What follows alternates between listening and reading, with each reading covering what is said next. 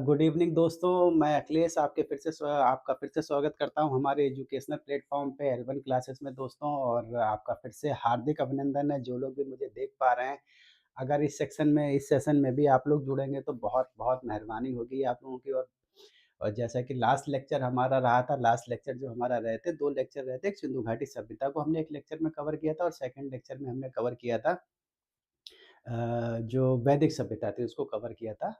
75 या 100 क्वेश्चन किए थे, 100 क्वेश्चन हमने वैदिक सभ्यता से किए थे और 75 के आसपास क्वेश्चन हमने सिंधु घाटी सभ्यता से किए थे। तो आज का जो लेक्चर होने वाला है, ये लेक्चर होने वाला है दोस्तों धार्मिक आंदोलन से जुड़ा हुआ।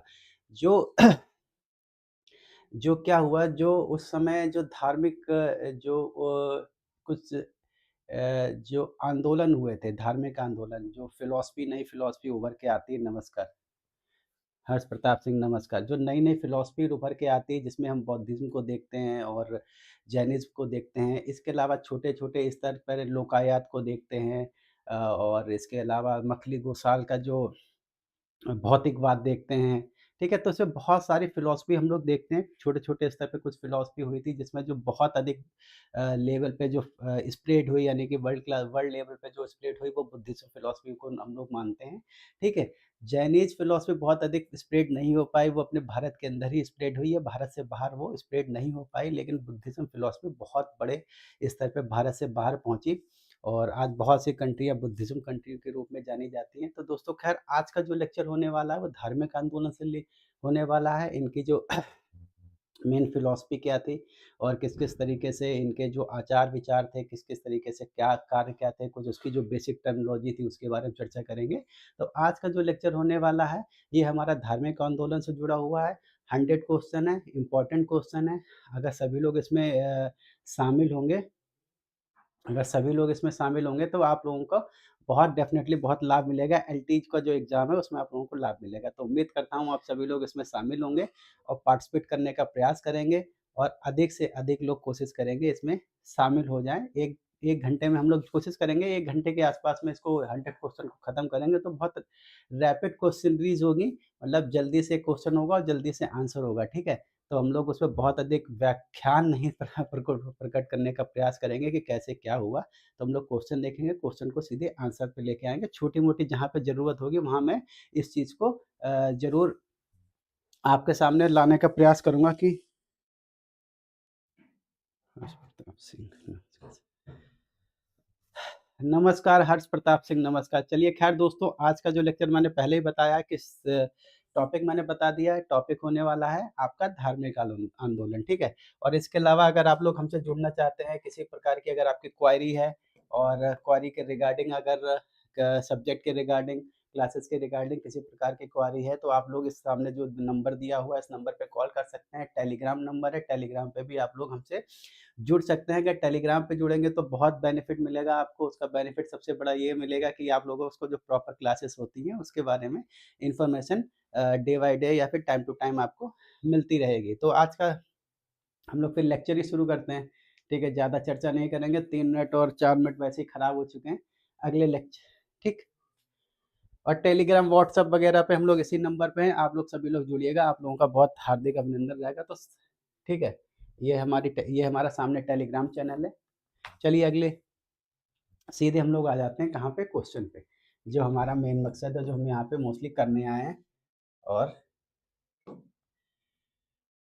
खैर निम्न में से किसने उच्छेदवाद कहलाने वाले भौतिकवादी सिद्धांत का प्रचार-प्रसार किया था? भौतिकवादी सिद्धांत का प्रचार-प्रसार किया था, उच्छेदवाद कहलाने वाले, इस चीज़ को ध्यान रखिएगा।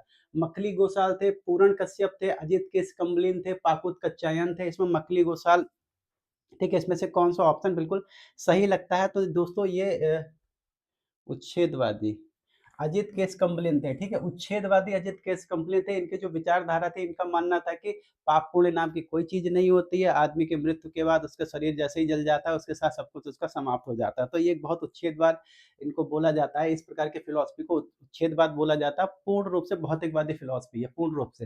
हालाँकि यहाँ पे जितने भी फ़िलॉसफ़र हैं, टोटली भौतिकवादी, अक्रियावादी फ़िलॉसफ़र हैं यहाँ पे।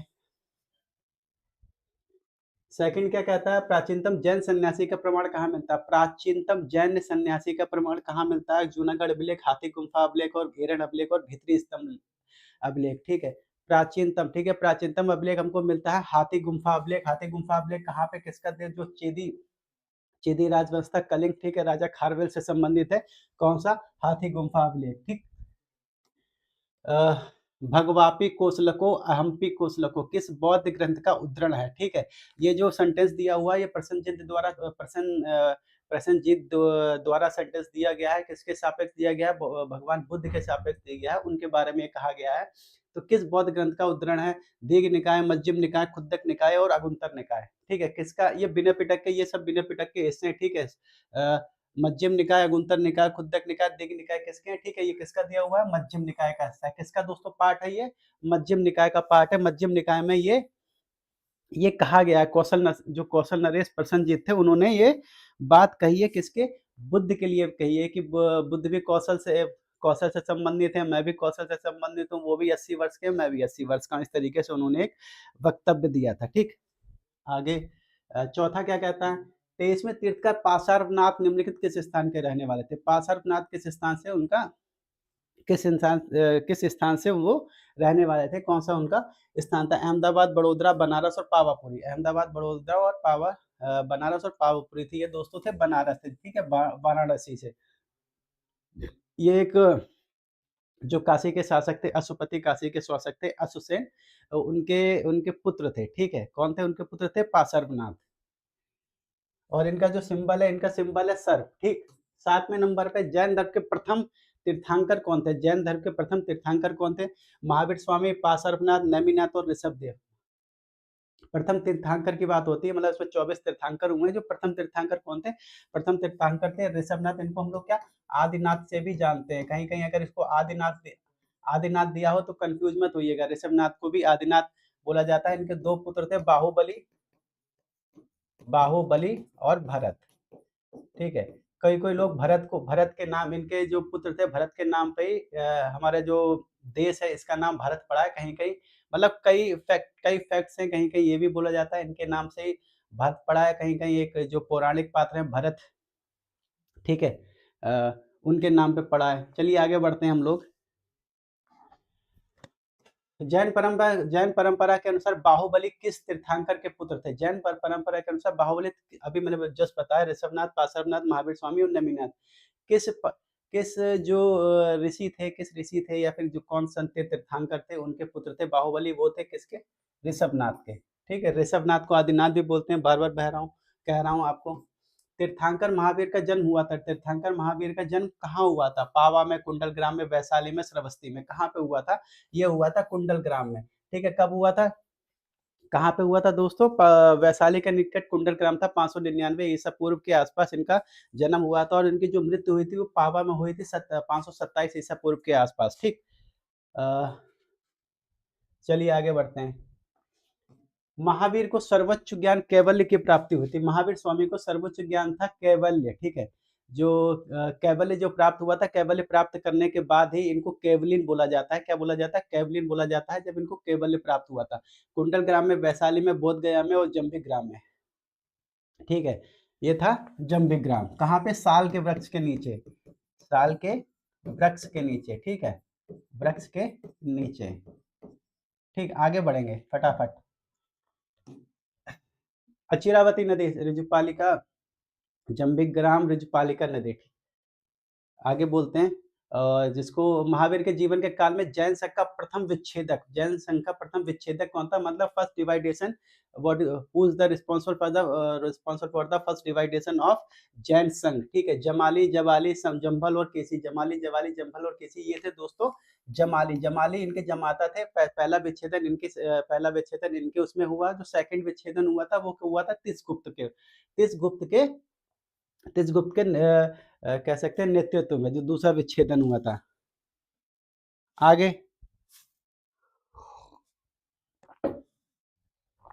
स्यादवाद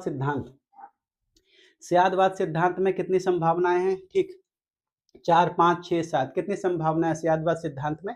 स्यादवाद सिद्धांत में कितनी संभावनाएं? ये संभावनाएं हैं 7, ठीक है। स्यादवाद देखिए, जो स्यादवाद जो सिद्धांत है जिसको अनेकेनतावाद भी कहा जाता है, इस सिद्धांत को, ये जैन धर्म से जुड़ा हुआ सिद्धांत है। इसका मतलब होता है स्यादवाद मतलब शायद, ठीक है? ये एक डिलेमा की स्थिति जैसे होती है कि जैसे हम लोग किसी चीज़ को बोल देते हैं कि शायद वो चीज़ है या नहीं है। जैसे अगर हम ईश्वर की बात करें, अगर आप लोग बोलेंगे अस्तित्व ईश्वर का है या नहीं है, तो हम लोग क्या कह सकते हैं कि शायद हो सकता है वो हो, और शायद ये भी हो सकता है वो ना हो। तो मतलब दोनों स्थितियों को हम लोग स्वीकार कर सकते हैं, उन दोनों में से किसी एक को भी स्वीकार कर सकते हैं, तो मतलब तालमेल बैठाने की बात है। शायदवाद मतलब एक तरीके से शायद। संभावनाएँ दर्शाई गई हैं, उसमें जीवन की संभावनाएँ दर्शाई गई हैं, एक तरीके से आप ये समझिए। अनेकेतावाद अनेकांतवाद किसका विशेष लक्षण है? जैन धर्म, हीनायन बौद्ध धर्म, सांख्य दर्शन और वैशेषिक किसका विशेष लक्षण है दोस्तों? ये विशेष लक्षण है जैन धर्म का, अभी मैंने कुछ देर पहले बताया इसका, ठीक है? इसको अनेकांतवाद भी बोला जाता है। अगले क्वेश्चन पे हम लोग चलेंगे। 12 जैन धर्म के किस तीर्थंकर ने सर्वथा वस्त्र त्याग करने का आदेश दिया था? सर्वथा वस्त्र त्याग करने का आदेश दिया था किस तीर्थंकर ने? ऋषभदेव, अजितनाथ, नेमिनाथ और महावीर स्वामी। किसने कहा था? ये बात कही थी दोस्तों महावीर स्वामी ने, ठीक है? महावीर स्वामी ने ये बात कही थी कि निर्वस्त्र होके मतलब ये किसी प्रकार के बंधनों में नहीं बंधना चाहते थे, चाहे वो वस्त्र हो, चाहे वो किसी प्रकार के मानवीय चीज़ें हों या फिर किसी मानव द्वारा निर्मित चीज़ें हों, ठीक है? इस प्रकार किसी बंधन से वो बंधने का मतलब उनका किसी प्रकार का कह सकते हैं कि चरित्र नहीं था उनका उस प्रकार का। निम्नलिखित में से कौन-सा जैन धर्म के त्रिरत्न में शामिल नहीं है? जैन धर्म के सम्यक ज्ञान, सम्यक चरित्र, सम्यक श्रद्धा, सम्यक कार्य। कौन जैन धर्म में शामिल नहीं है? ये दोस्तों सम्यक दर्शन वो सम्यक कार्य शामिल नहीं है, जैसे चरित्र, ज्ञान, चरित्र और श्रद्धा, ठीक है? आचरण, इसका मतलब आचरण भी है। सम्यक चरित्र का मतलब आचरण भी है। सम्यक ज्ञ क्या है? सम्यक ज्ञान और सम्यक आचरण और सम्यक दर्शन, ठीक है? ज्ञान, दर्शन, आचरण, ठीक। चलिए आगे बात करते हैं। इसको त्रिरत्न के कह सकते हैं, त्रिरत्न की जो मूल फिलॉसफी है, ये जैन धर्म से ही जुड़ी हुई है। हालाँकि त्रिरत्न का जो संबंध हम लोग कहीं बौद्ध धर्म में देखने को भी मिलता है, लेकिन जो मूल फिलॉसफी है त्रिरत्न की, वो मूल फिलॉसफी जैन धर्म से जुड़ी हुई है। 14 पूर्व जैन धर्म गुरुओं ने संस्कृत भाषा का बहिष्कार करके किसको अपने धर्मोपदेश के प्रसार का माध्यम बनाया था? ठीक है, पाली, प्राकृत, मराठी और बंगाली, ठीक है। तो जैसे इन्होंने ये कौन-सी भाषा थी? प्राकृत, जिसको अर्धमगधी भी बोलते हैं, ठीक है। जैसे बौद्ध धर्म और जैन धर्म के जो फैलने का महत्वपूर्ण सबसे बड़ा कारण था, इन्होंने जो लोकल लैंग्वेज थी, जो उस समय के सामान्य लोगों की भाषाएँ थी, उन भाषाओं का प्रयोग किया, जिससे ये बहुत से अधिक लोगों के बीच में अपनी बात पहुँचाने में सफल हुए और उनसे कनेक्ट होने में भी इन लोगों को आसानी हुई। प्रथम जैन धर्म सभा आयोजित की गई थी कुशीनगर में, पावा में, बल्लभी में, पाटलिपुत्र में। प्रथम जैन सभा, ठीक है? ये पाटलिपुत्र में। इसके अध्यक्ष कौन थे? स्थूलभद्र इसके अध्यक्ष थे। आगे चर्चा करेंगे हम लोग। 16वां प्रथम जैन समिति किसने आहूत की थी? प्रथम जैन समिति किसने आहूत की थी?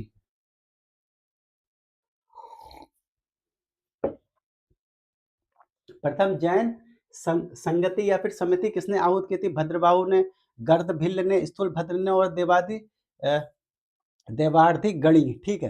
प्रथम जैन संगति, ठीक है। स्थूलभद्र मैंने बिल्कुल अभी-अभी बताया, और इसी समिति में डिवाइडेशन हो गया था, श्वेतांबर और दिगंबर दोनों में डिवाइडेशन हो गया था स्पष्ट रूप से। और दूसरी बल्लभी हुई थी, वो डी, इसका आंसर डी होगा अगर दूसरा पूछ ले बल्लभी में। देवनंदा ने जैन धर्म में किस रूप में प्रसिद्ध है? देवनंदा जैन धर्म में, ठीक है। महावीर की माता, महावीर की पत्नी, महावीर की भाग्नी, महावीर की मौसी, ठीक है। तो ये थी महावीर की माता। महावीर की माता, ऐसा माना जाता है, पौराणिक ऐसे मतलब पौराणिक आख्यान है, उसमें ऐसा माना जाता है कि जो जैन धर्म से जितने भी अभी तक संत हुए थे, 24 के 24 तीर्थंकर हुए थे, वो क्षत्रिय परिवार से ताल्लुक रखते थे। तो इस वजह से देवनंदा पहली बार जो महावीर स्वामी जो गर्भ में आए थे, वो सबसे पहले देवनंदा के गर्भ में आए थे, जो एक ब्राह्मणी थी। और उसके बाद मतलब इनके जो गर्भ को ट्रांसफ़र कर दिया गया था इधर क्षत्रिय परिवार में। देखिए क्या देखिए, पौराणिक कथाएँ हैं ये, सिर्फ़ आप इनको कथाओं तक ही ध्यान में रखिए। ऐसा मत बोलने लगिएगा कि देखिए उस समय इस प्रकार की टेक्नोलॉज़ी हमारे पास थी, ठीक है? इस प्रकार की कोई टेक्नोलॉज़ी हमारे पास नहीं थी। अगर मखौल, अब देखिए अपनी संस्कृति का मखौल हम लोग स्वयं ही उड़ाते हैं, कोई दूसरा नहीं उड़ाता है। तो अपनी संस्कृति का मखौल मत उड़ाइए, ये पौराणिक कथाएँ हैं, चीज़ों को एक बयान करने का तरीका होता है जिसमें अतिशयोक्तियों का प्रयोग किया जाता है और ऐसी चीज़ों का प्रयोग किया जाता है जो उस दौर के दौरान नामुमकिन हो। खैर चलिए आगे बढ़ते हैं, 18वाँ निम्नलिखित में से कौन महावीर जैन के शिष्य के रूप में संबंधित है? मक्खली गोसाल, पूरन कश्यप, पाकुत कच्चायन, अजित केशकम्बली। ठीक है। जो महावीर स्वामी के शिष्य के रूप में जो प्रसिद्ध है ये थे मक्खली गोसाल। ठीक है। मक्खली गोसाल क्या थे? मक्खली गोसाल ने कुछ समय तक महावीर स्वामी के साथ तप किया था, लेकिन कुछ समय बाद उन्होंने इनको त्याग दिया था और स्वयं का अपना एक संप्रदाय जिसको अजीवक संप्रदाय के नाम पे जाना जाता है, जो घोर लोकायत संप्रदाय है। लोकायत जिसको मतलब जो नियतिवादी है। क्या है? नियतिवादी है। नियतिवादी है पूर्ण रूप से। ठीक है। पूर्ण रूप से नियतिवादी है मखली गोसाल और इनको अजीवक संप्रदाय जिसको हम लोग बोलते हैं अजीवक संप्रदाय। अजीवक संप्रदाय। ठीक है। अजीवक संप्रदाय का संस्थापक माना जाता है किसको? मखली गोसाल का को। आगे चलते हैं। ठीक है। 19 पे जैन साहित्य कृति परिशिष्ट प्रवण किस कृति का परिशिष्ट है? परिशिष्ट प्रवण जो जैन साहित्य कृति है किसका है? मूल सूत्र, त्रिषष्टि सलाका पुरुष, चरित्र, उपनीति, भाव, प्रपंच कथा और प्रबंध चिंतामणि। प्रबंध चिंतामणि मृत्युंजय की है। ठीक है। चलिए 4 में से कौन सा ये है दोस्तों? त्रिषष्टि सलाका पुरुष। इसमें सलाका पुरुष का अर्थ होता है महान पुरुष। ठीक है। सलाका पुरुष का अर्थ होता है दोस्तों महान पुरुष। कहीं अगर कहीं अगर ये क्वेश्चन पूछ लिया जाए कि सलाका पुरुष की जो अवधारणा है किस धर्म से जुड़ी हुई है, वो जैन धर्म से जुड़ी हुई है जिसका अर्थ होता है महान पुरुष। ठीक। 20वें क्वेश्चन पे बौद्ध परंपरा के अनुसार किसका बाल भक्षक से बाल रक्षिका में परिवर्तन हो गया? सॉरी, किसका परिवर्तन हो गया था? मरीचि, तारा, हरिति और पट्टेडी किसका ऊपर हो गया था? जैन परंपरा के अनुसार। जैन परंपरा के अनुसार ये हो गया था हरिति। हरिति कौन थी? एक यक्षिणी थी। एक यक्षिणी थी जो बच्चों का भक्षण कर लेती थी, यानी कि बच्चों को खा जाती थी। ठीक है। और बौद्ध धर्म और बुद्ध के संपर्क में उनके प्रवचनों से प्रभावित होकर इन्होंने बौद्ध धर्म को स्वीकार, मतलब ये कथाएं हैं। ठीक है। जीव जो ये ऐसी कथाएं जैसे जिसको जातक कथाओं में, ठीक है, गिना जाता है। ठीक है। इस तरीके की कथाएं होती थी जो लोगों को प्रभावित करने के लिए बोली जाती थी ताकि लोगों में नैतिक आचरण है वो नैतिक आचरण ऊपर हो सके और उन्हें पता होना चाहिए वो क्या कर रहे हैं, क्या सही है क्या गलत है, उसका डिसीजन उनको लेने की क्षमता एक तरीके से पैदा करने का प्रयास उस समय किया जाता था। इस प्रकार की कथाओं के द्वारा उनका नैतिक जो रिस्पॉन्सिबिलिटी थी उसको बढ़ाने का प्रयास था एक तरीके से। महायान बौद्ध मत की 2 दार्शनिक शाखाएँ थी। निम्नलिखित में से किसका जो संबंध महायान बौद्ध मत से है? माध्यमिक और योगाचार, विज्ञानवाद और स्थिरवाद, महासंघिक और थेरवाद, आर्यवाद और सरस्वतीवाद। ठीक है। तो किसका संबंध है? तो दार्शनिक शाखाएँ जो महायान शाखा की हैं माध्यमिका और योगाचार्य। ठीक है। माध्यमिका का मतलब शून्यवाद है, योगाचार का मतलब क्या है? विज्ञानवाद है। ये किससे संबंधित है दोस्तों? महायान शाखा से संबंधित है। किससे संबंधित है? महायान शाखा से। अगला क्वेश्चन हमारा क्या है? सामने देखिए।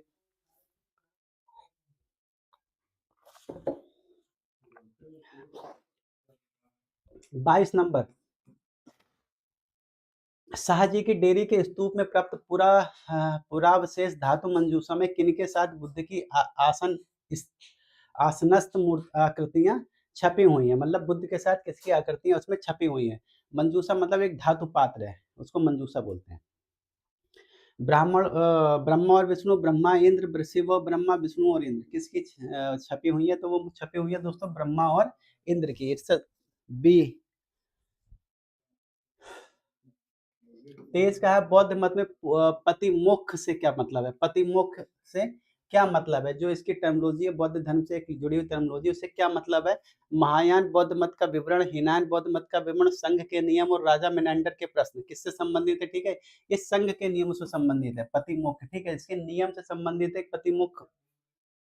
पति मुख्य क्या होता था कि जैसे एक प्रक्रिया होती थी, जैसे कि अगर कोई आप जो विनय के जो नियमों को नष्ट करते थे या फिर उनका अनुपालन नहीं करते थे या उनको किसी कारणवश उसको उसको तोड़ते थे, तो उस स्थिति में इस एक प्रकार की एक प्रक्रिया अपनाई जाती थी जिसको पतिमोक्ष बोला जाता था। और ये मंथ में 2 बार लगभग प्रक्रिया होती थी जिसमें व्यक्ति अपना जो संघ से जुड़ा हुआ जो श्रवण है वो अपने गलतियों को स्वीकार करके उसका प्रायश्चित करने का प्रयास करता था। 24 पे आते हैं। निम्नलिखित में से किसने महावीर के परम ज्ञान के शोध के दौरान 6 वर्षों तक उनके साथ-साथ कठोर तप किया था? अजित केस कंप्लेन, पाकुत कच्चायन, पूरण कश्यप और गोसाल मखलीपुत्र, गोसाल मखलीपुत्र, ठीक है। तो ये दोस्त थे गोसाल मखलीपुत्र। कौन थे दोस्तों? दोस्तों ये गोसाल मखलीपुत्र, ठीक। आगे हमारा क्वेश्चन है 25। निम्नलिखित में से कौन सा सद्गुण 23वें तीर्थंकर पार्श्वनाथ द्वारा उपदिष्ट चतुर्याम धर्म में महावीर द्वारा जोड़ा गया था? तो चतुर्याम जो धर्म बताया गया था वे किसके द्वारा बताया गया था? पार्श्वनाथ द्वारा बताया गया। पांचवा जो अध्याय था, कह सकते हैं कि पांचवा जो वर्ड था वो कब कौन सा जोड़ा गया था? ये था सत्य, अहिंसा, ब्रह्मचर्य और अग्नय, ठीक है। ये था ब्रह्मचार्य, ठीक है। ब्रह्मचार्य किसके द्वारा जोड़ा गया है? महावीर स्वामी के द्वारा जोड़ा गया है।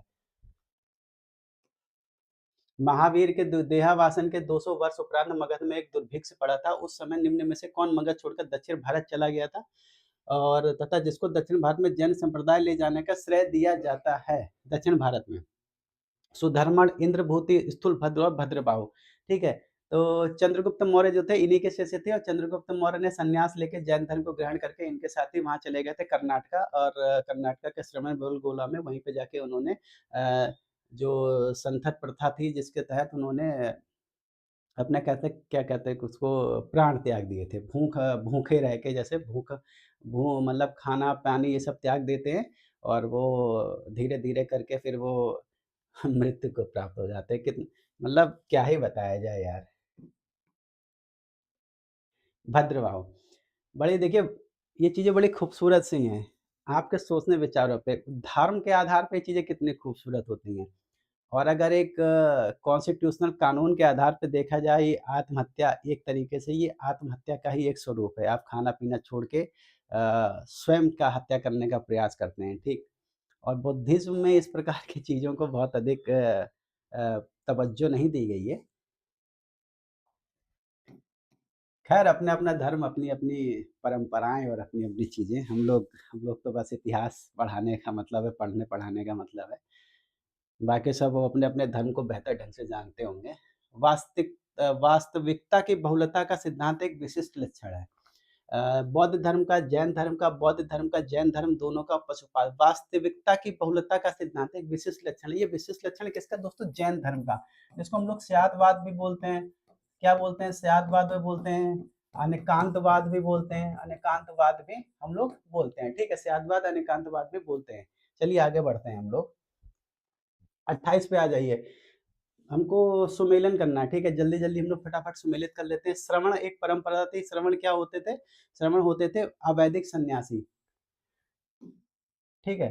जैसे श्रवण एक परंपरा थी जिनको अवैदिक सन्यासी बोलता था, जो बोला जाता था, जो सन्यासी धर्म का पालन करते। उपासक क्या होता था? गृहस्थ, जो गृह में रह के अपना गृहस्थ जीवन जीते हुए उपासना करता था किसी धर्म के रिगार्डिंग। दिगंबर, आकाश व्रत और बोधिसत्व दया और करुणा के लिए विख्यात। ए का 2, बी का 4, ए का 2, एक मिनट, ए का 3 है, ए का 3 है, बी का 4 है, और सी का 2 है, डी का 1 है। चलिए इसका आंसर होगा सी। 29 पे आ जाते हैं। गौतम बुद्ध कहाँ पैदा हुए थे? गौतम बुद्ध कहाँ पैदा हुए थे? पैदा होते थे कपिलवस्तु में, लुम्बिनी में, सारनाथ में, इलाहाबाद में। कपिलवस्तु, लुम्बिनी, सारनाथ, इलाहाबाद है। ये दोस्तों पैदा हुए थे कहाँ पे? लुम्बिनी में, जो नेपाल की तराई में स्थित है लुम्बिनी, वहाँ पे पैदा हुए थे। 563 ईसा पूर्व में पैदा हुए थे। कहाँ पे? 563 ईसा पूर्व में ये पैदा हुए थे, और 483 ईसा पूर्व में इनकी डेथ हो गई थी। कहाँ पे? कुशीनगर में। यानी कि इनको महापरिनिर्वाण प्राप्त हुआ था कुशीनगर में। 30। बुद्ध का महापरिनिर्वाण किस राज्य में हुआ था? बुद्ध का वज्जी में, मगध में, कुशीनगर के मल्ल थे कौशल। कहाँ पे हुआ था ये? अथवा कुशीनगर के जो मल्ल थे, ये गणराज्य थे, ठीक है। ये सब गणराज्य थे। जैसे वज्जी संघ एक बहुत बड़ा गणराज्य था जिसमें लगभग 8 स्टेट शामिल थे, लगभग 8 राज्य शामिल थे। किसमें? वज्जी में। और सबसे स्ट्रॉन्ग गणराज्य था वज्जी उस दौर में। गौतम बुद्ध का जन्म स्थान लुम्बिनी स्थित है, उत्तर पूर्वी उत्तर प्रदेश में, नेपाल में, उत्तरी बिहार में और बंगाल में। कहाँ पे है दोस्तों? ये है नेपाल में। कहाँ पे? ये है नेपाल में। कहाँ पे दोस्तों? नेपाल में। अगला क्वेश्चन है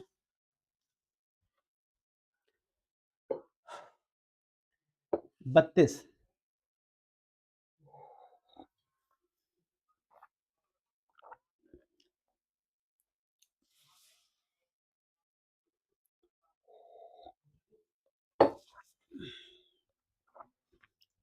32 नंबर, गौतम बुद्ध द्वारा अपने धर्म में दीक्षित किए जाने वाला अंतिम व्यक्ति निम्नलिखित में से कौन था? अंतिम व्यक्ति निम्नलिखित में से कौन था? ये थे आनंद सारिपुत्र और मुगदालन मुग मुगलायन मुगलायन मुगदलायन होना चाहिए था, मुगलायन, चलो ठीक है, ये भी अंडरस्टूड है। और सुभद्र, ये अंतिम व्यक्ति थे, कौन थे? सुभद्र, ठीक।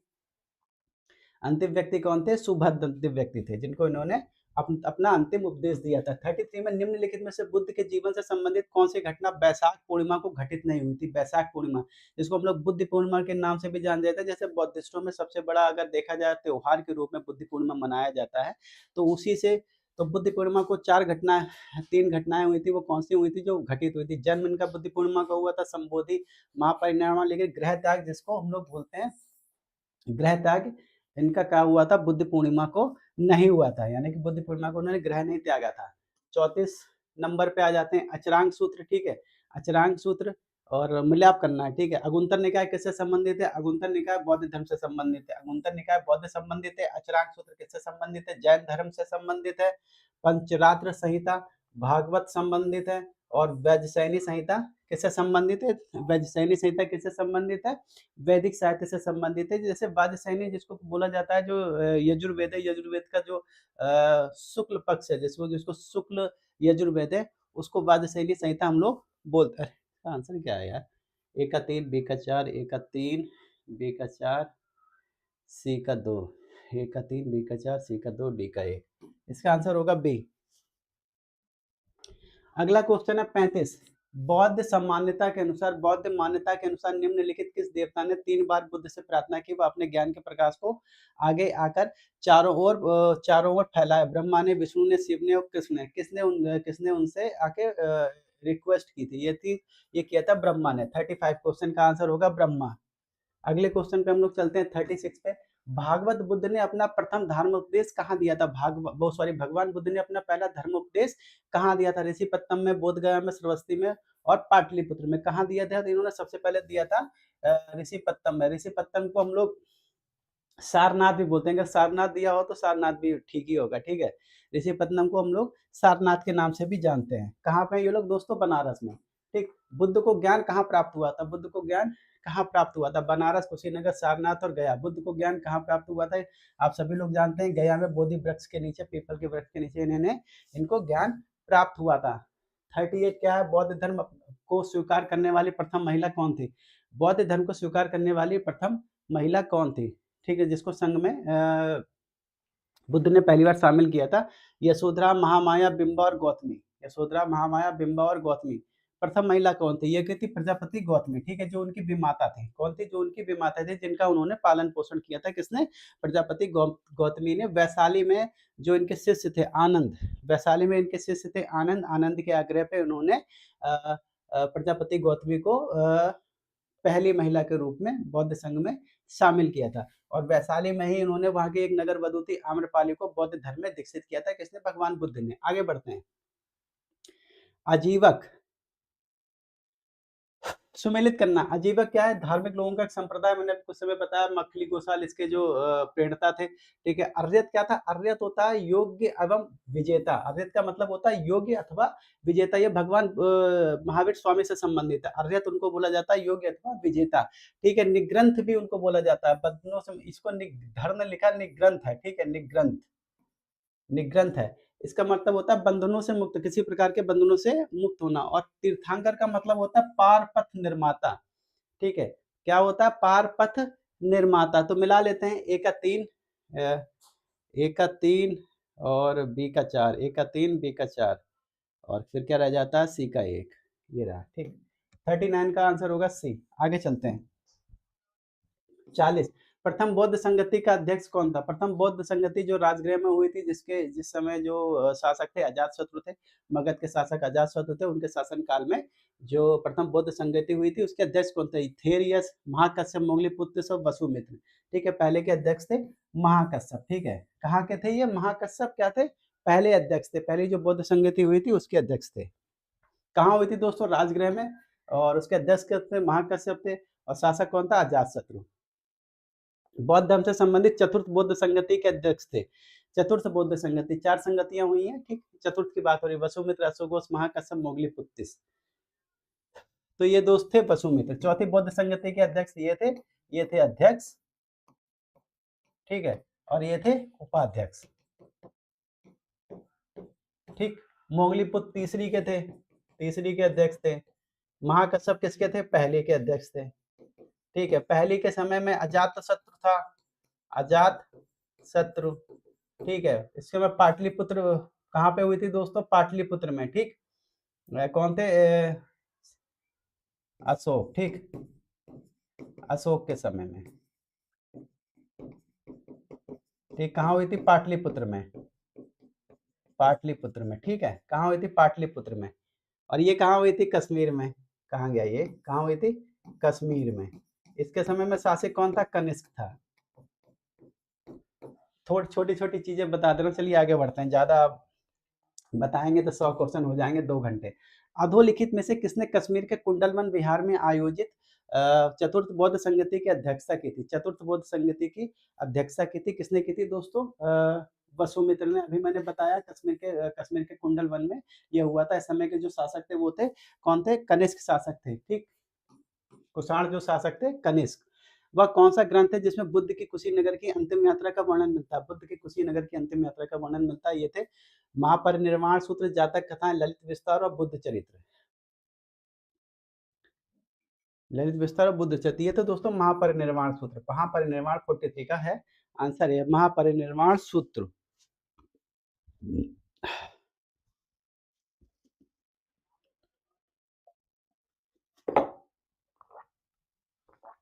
44वां है, निम्नलिखित में से किसे बौद्ध परंपरा में भावी बुद्ध की संज्ञा की जाती है? मतलब आने वाला बुद्ध, आने वाले बुद्ध की संज्ञा दी जाती है। भावी बुद्ध कहा जाता है मैत्रेय, अवलोकितेश्वर हो गया, वज्रपणि हो गया, मंजूश्री हो गया। किसको बोला जाता है? ये बोला जाता है मैत्रेय को। किसको बोला जाता है? मैत्रेय को। क्या बोला जाता है? भावी बुद्ध, यानी कि भविष्य में मतलब अगले बुद्ध के रूप में अवतरित होंगे, मतलब जन्म लेंगे। अब निम्नलिखित अवतरित मैंने इसलिए बोल दिया, सामान्य भाषा में बोल दिया है कि जबकि बुद्धिज्म में अवतारवाद की धारणा नहीं है। एक मैंने सामान्य लैंग्वेज के तौर पे बोला गया है। अवतरित मीन्स मतलब जन्म लेने वाली बात है, ठीक। अवतारवाद बुद्धिज्म में नहीं है। अवतारवाद अपने भागवत संप्रदाय में मिलता है, हिंदू संप्रदाय में मिलता है। इट्स 45 निम्नलिखित बौद्ध ग्रंथों में से किसमें संघ जीवन के जो नियम है प्राप्त होते हैं? बौद्ध ग्रंथों में दीघ निकाय, विनय निकाय, अभिधम्म पिटक और सुत्त पिटक, ठीक है। तो ये है दोस्तों विनय पिटक, ठीक है, विनय पिटक। और इसके जो संरचनाकार थे वो कौन थे? उपाली, ठीक है। 46 किस जैन ग्रंथ में तीर्थंकरों के जीवन चरित्र है, उनका नाम है, ठीक है। किस जैन ग्रंथ में तीर्थंकरों के जीवन चरित्र है और उसका नाम है? भगवती सूत्र, आदि पुराण और ओवस दगसाओ और कल्प सूत्र, ठीक है। किसमें? देखिए, जैसे भगवती सूत्र हो गया, कल्प सूत्र हो गया और अचरांग सूत्र हो गया। इसमें तीनों में ही जो जैन संत हैं उनको जीवन चरित्र दिए गए हैं।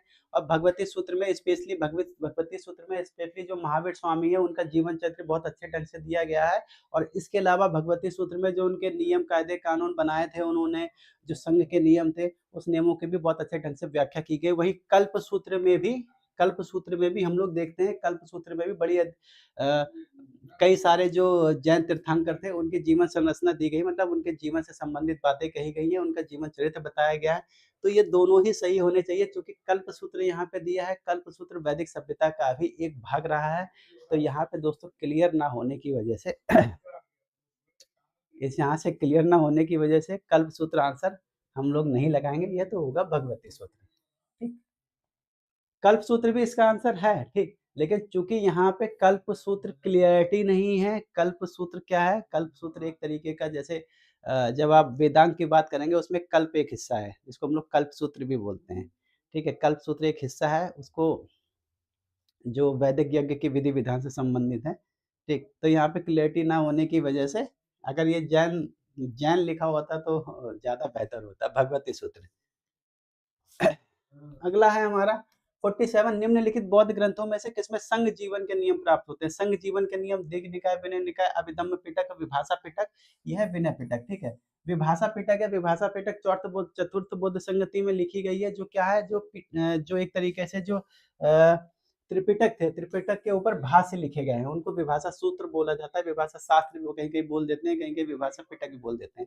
वैशाली में हुई दूसरी बौद्ध संगति में बौद्ध धर्म विभक्त हो गया था, वैशाली में सेकंड में, जिसके स्थलवादियों में और महासंघिकों में, वज्रायनों में और कालचक्रायनों में। द्वितीय बौद्ध संगति हुई थी कहाँ पे दोस्तों? वैशाली में। किसके समय में हुई थी? कालाशोक के समय में हुई थी। और समय उसके अध्यक्ष कौन थे? सर्वकामी या सब्बाकामी उसके अध्यक्ष थे। तो उस समय ये डिवाइड हो गया था स्थिरवादियों में और महासंघिकों में। स्थिरवादियों को थेरवाद भी बोला जाता है, थेरवादी भी बोला जाता है, और महासंघियों को सर्वस्तिवादी, सर्वस्ति सर्वस्ति सर्वस्तवादी सर्वस्तवादी भी बोला जाता है, ठीक है, महासंघिकों को, ठीक है। इसकी इसकी जो इसकी जो महाकच्चायन, ठीक है, इसकी जो कच्चायन, और ये कौन थे इसके पीरियड था? महाकश्यप। महाकश्यप आने वाले समय में ये महायान कहलाया, और ये क्या कहलाया? ये क्या कहलाया? हीनायन, ठीक। आने वाले समय में चतुर्थ बौद्ध संगति में स्पष्ट रूप से डिवाइड हो गया था। तो किसका आंसर क्या होगा? 1 और 2 कहाँ गया भैया? ये रहा 1 और 2। 49 बौद्ध धर्म में त्रिरत्न का क्या अर्थ है? बौद्ध धर्म में त्रिरत्न का क्या अर्थ है? ठीक है, त्रिपिटक, शील, समाधि, प्रज्ञा, सत्य, अहिंसा, करुणा, बुद्ध, धम्म और संघ। बुद्ध, धम्म और संघ, तो इसका अर्थ है बुद्ध, धम्म और संघ, त्रिरत्न, ठीक है। हालांकि मैंने आपको बताया था जो उसकी मूल संकल्पना है, त्रिरत्न की मूल संकल्पना हम लोग जैन धर्म में ही पाते हैं, लेकिन बुद्ध, धम्म, संघ ये भ्राभु शिलालेख हुआ था, वहां पे इसको बोला गया, भ्राभु शिलालेख। अशोककालीन मिला है भ्राभु शिलालेख, जिसमें बुद्ध, धम्म, संघ में अशोक विश्वास जताने की बात करता है। कहाँ पे विश्वास जताने की बात करता है? किसमें? भ्राभु शिलालेख में, बुद्ध, धम्म और संघ। आगे चर्चा करेंगे हम लोग। 50वां क्वेश्चन, निम्नलिखित में से किसके शासनकाल में जैन धर्म श्वेतांबर और दिगंबर संप्रदायों में विभाजित हो गया था? किसके शासनकाल में? चलिए बात करते हैं। अशोक के, कनिष्क के, चंद्रगुप्त के और समुद्रगुप्त के। अशोक, कनिष्क, चंद्रगुप्त, समुद्रगुप्त और क्या नाम है यार ये? कनिष्क, ठीक। तो ये किसके शासनकाल में? चंद्रगुप्त मौर्य, ये चंद्रगुप्त मौर्य है, ठीक है। श्वेतांबर और दिगंबर संप्रदाय में विभक्त हो गया था। पाटलिपुत्र में कहाँ हुआ था? पाटलिपुत्र में जैन संगति हुई थी, या समिति हुई थी। किसकी अध्यक्षता में हुई थी? स्थूलभद्र अध्यक्ष थे, ठीक है। और चूंकि चंद्रगुप्त मौर्य दक्षिण भारत चले गए थे, किसके साथ? भद्रबाहु के साथ चले गए थे। भद्रबाहु जब वापस लौट के आए तो इन्होंने इनको मानने से इनकार कर दिया, स्थूलभद्र को मानने से इनकार कर दिया, और इस वजह से ये इनकी जो मीटिंग हुई थी पाटलिपुत्र में, जैन संगति हुई थी, उस संगति में ये शामिल नहीं हुए थे। तो इसी में स्पष्ट रूप से ये 2 भागों में, दिगंबर और श्वेतांबर में विभाजित हो गया। 51 क्या कहता है? कि इस बौद्ध संगति में बौद्ध धर्म को हीनायन तथा महायान शाखाओं में विभाजित कर दिया गया था। उदय हुआ हीनायन और महायान शाखाओं का उदय हुआ था, पहली, दूसरी, तीसरी और चौथी, ठीक है। चौथी का हीनायन और महायान शाखा को स्पष्ट रूप से ही बदल गई थी चौथी बौद्ध संगति में। तो हम लोग चौथी मानेंगे, पहली, दूसरी, तीसरी का कोई मतलब नहीं है। किसको? उसको किसी सेकंड दूसरे नामों से जाना जाता है। मैंने भी कुछ देर पहले इसको मैंने डिस्क्राइब किया है, तो इसको हम लोग फिर से उस लेवल तक नहीं लेके चलेंगे। चलिए आगे चर्चा करते हैं 52 पे। प्राचीन भारत के निम्न शासकों में से कौन जैन धर्म के संरक्षक थे? कौन जैन धर्म के संरक्षक थे? श्रेणिक बिंबिसार, चंद्रगुप्त मौर्य और खारवेल, ठीक। कौन थे? कौन संरक्षक थे? तो ये संरक्षक थे चंद्रगुप्त मौर्य और खारवेल, 2 और 3, ठीक। कौन थे? 2 और 3, चंद्रगुप्त मौर्य और खारवेल। इन्होंने संरक्षण दिया था, इसको जैन धर्म को संरक्षण भी प्रदान किया था।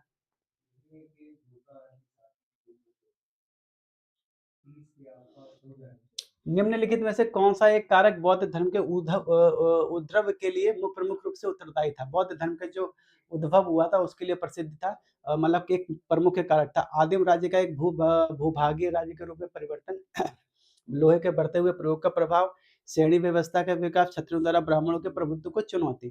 तो ये मुख्य कारण था, लोहे के बढ़ता हुआ प्रभाव, लोहे का बढ़ते हुए प्रयोग का प्रभाव। 54 बौद्ध शब्दावली में धर्म चक्र परिवर्तन से क्या निर्देशित किया गया है? धर्म चक्र परिवर्तन से क्या निर्देशित होता है? जन्म मृत्यु के चक्र में विश्वास, बुद्ध की निर्वाण पर प्राप्ति, बुद्ध का प्रथम उपदेश और चक्रवर्ती का व्यक्तिगत धर्म। ठीक है। बौद्ध शब्दावली में धर्म चक्र परिवर्तन, ठीक है। धर्म चक्र परिवर्तन क्या था? इनका प्रथम उपदेश था। प्रथम उपदेश था, उसको हम लोग धर्म चक्र परिवर्तन के नाम से जानते हैं।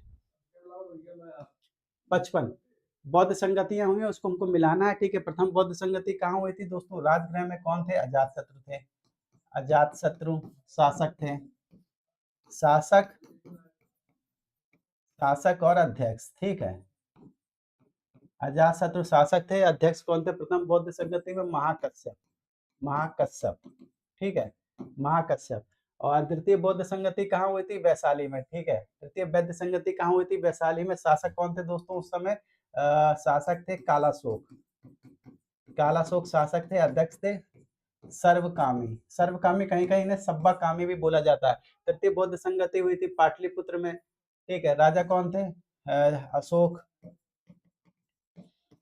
और इनको क्या मोगलीपुत्तिस क्या नाम था? मोगलीपुत्तिस। मोगलीपुत्तिस इसके अध्यक्ष थे। ये चतुर्थ बौद्ध संगति कहाँ हुई थी? कश्मीर में। ठीक है। कौन था? शासक कनिष्क। कनिष्क। और शासक कनिष्क थे। वसुमित्र इसके अध्यक्ष थे। मिला लेते हैं भैया। एक का दो, एक का दो, बी का एक, एक का दो, बी का एक, एक का दो, बी का एक, सी का तीन, डी का चार। आंसर डी होगा। आगे बात करेंगे। बुद्ध के अनुसार निम्नलिखित में से किसको निर्वाण प्राप्ति होती है? निरंतर स्थित प्रज्ञ अवस्था में रहना, अष्टांगिक मार्ग का अनुसरण करना, संन्यास एवं तप का अनुपालन करना, सेकंड है श्रद्धा भाजन के प्रत्येक स्तूप की पूजा करना। ठीक है। तो ये मिलता है अष्टांगिक मार्ग का अनुसरण करने से ही निर्वाण की प्राप्ति संभव है। आगे हम लोग चर्चा करेंगे। बुद्ध की मानव रूप में प्रस्तुति किस समय होती है? मानव रूप में उनकी पूजा किस समय प्रारंभ हो जाती है? उनके मानव रूप में उनके मूर्तियां बनने का प्रारंभ होती है? शुंग काल में, कुषाण काल में, गुप्त काल में, मौर्य युग में? तो कुषाण काल में। ठीक है। कनिष्क के शासन काल में पहली बार बुद्ध की मूर्तियां बननी स्टार्ट होती है। किसके शासन काल में दोस्तों? कनिष्क के शासन काल में। 58 निम्नलिखित को क्रम में लिखिए। पार्श्वनाथ, बुद्ध, महावीर स्वामी और भद्रभाव। इनको हमें क्रम के अनुसार सजाना है। तो सबसे पहले कौन हुए थे दोस्तों? पार्श्वनाथ। फिर उसके बाद महावीर हुए थे, फिर बुद्ध हुए थे, भद्रभाव सबसे लास्ट में हुए थे। यानी कि 1 3 2 4, 1 3 2 4। इसका आंसर होगा ए। अगला है 59 में हम लोग चर्चा करेंगे। क्या चर्चा करेंगे? लोगों के जो जैन संत थे, जो जैन तीर्थंकर थे, उनके जो सिंबल थे उनकी चर्चा करेंगे। पार्श्वनाथ का सिंबल क्या था दोस्तों? सर्प। महावीर स्वामी का था सर्प। ठीक है। और शांतिनाथ का था, आदिनाथ का वृषभ। आदिनाथ का क्या था? वृषभ। और शांतिनाथ का क्या था दोस्तों? हिरण। शांतिनाथ का था हिरण। तो मिला लेते हैं। ए का 3 है, ए का 3 है, सी का 2 है, ए का 3, सी का 2, ए का 3, सी का 2, ए का 3, सी का 2।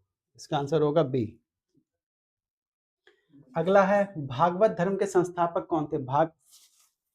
भागवत धर्म के संस्थापक कौन थे? हेलो। ओके।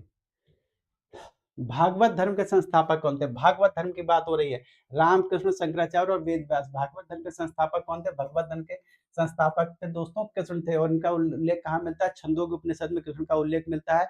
ये किसके शिष्य के रूप में उल्लेख मिलता है? ये किसके शिष्य के रूप में उल्लेख मिलता है? ये घोर अंग्रेज के शिष्य के रूप में। किसके? घोर अंग्रेज के शिष्य के रूप में किसका उल्लेख मिलता है? भगवान कृष्ण का, देवकी पुत्र भगवान कृष्ण का उल्लेख मिलता है। ठीक है। भागवत धर्म के संस्थापक। शैव धर्म के शिव और शक्ति के सम्मिलित रूप अर्धनारीश्वर की संकल्पना किस युग में मिलती है? किस युग में देखने को मिलती है? गुप्त युग में, राजपूत युग में, चोल युग में और सातवाहन युग में। तो ये सबसे पहले शिव और शक्ति के रूप में संकल्पना मिलती है गुप्त डायनेस्टी में, गुप्ता डायनेस्टी में हम लोगों को देखने को मिलती है। मंदिर निर्माण कला का सबसे पहले अगर हम लोग हिंदू समाज में के रूप में देखते हैं, तो सबसे पहले गुप्ता डायनेस्टी के समय में मंदिरों का निर्माण होना शुरू हो गया था, मतलब हिंदू मंदिरों का निर्माण होना शुरू हो गया था। विष्णु और शिव की संयुक्त विग्रह की संज्ञा क्या थी? संयुक्त विग्रह, विष्णु और शिव दोनों को एक सम्मिलित शासक सम्मिलित ईश्वर के रूप में दिखाने का प्रयास किया गया था। हरिहर, महेश्वर, अर्धनारीश्वर और विष्णु लोकेश्वर, ठीक है, ये किया गया था दोस्तों हरिहर, इनका नया नाम था हरिहर। जैसे क्या ना, जो गुप्ता डायनेस्टी थी, गुप्ता डायनेस्टी में एक चीज और देखने को मिलती है, इस डायनेस्टी में जो हिंदू देवी देवता थे, हिंदू देवी देवताओं को एकीकरण करना प्रारंभ कर दिया गया था, और वो एकीकरण करना प्रारंभ कर दिया गया था, जिसका हम लोग एग्जाम्पल के रूप में उमा, मतलब पार्वती और शिव को एक अर्धनारीश्वर के रूप में देखते हैं, और विष्णु और शिव को हरिहर के रूप में हम लोग देखते हैं। तो इनका एक तरीके से एकीकरण करना प्रारंभ कर दिया, यानी एक तरीके से कहते हैं एकेश्वरवाद की अगर अगर देखा जाए तो लगभग एकेश्वरवाद की ओर बढ़ना। अ, नवदा शक्ति की संकल्पना किस धर्म का महत्वपूर्ण संस्कार है?